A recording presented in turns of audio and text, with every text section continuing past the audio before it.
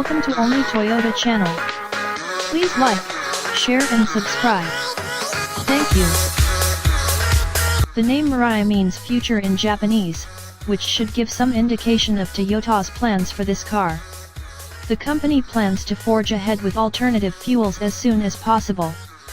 In this case it's hydrogen, which has the huge benefit of being made available at filling stations across the UK.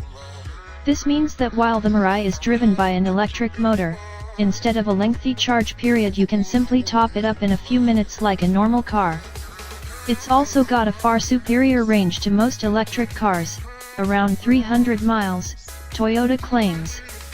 The fuel cell itself generates electricity by mixing hydrogen with oxygen, storing it in a battery and powering the motor just like any other Toyota hybrid. That means the only emission from the tailpipe is pure water. It periodically purges H2O from the system, and there's even a button on the dash to get rid of it when you choose to make sure it doesn't drop out just as you pull into the garage at home. The Mirai is a 4-seater saloon that sizes up with the likes of VW's Passat or the Ford Mondeo. That means the engineers had to work harder to get the complex components to fit, rather than adding them to an SUV like the Hyundai iX35 FCV where there's more space to work with. The electric motor provides 152 bhp and 335 Nm of torque, but the bulky batteries, fuel cell, and motor mean it weighs around 1,850 kilograms. That translates to a 0 to 62 miles per hour time of 9.6 seconds and a top speed of 111 miles per hour. But don't be fooled by the figures. The Mirai's instant torque off the line means it feels more than fast enough. The weight is a problem in corners, however, where the Mirai feels rather hefty. It isn't bad to drive, but the hydrogen Toyota is better suited to town and motorway journeys than it is a twisting country road. The soft suspension shows its best side on a more relaxed route. Ride quality is very good, and potholes and only the worst speed bumps manage to upset the car.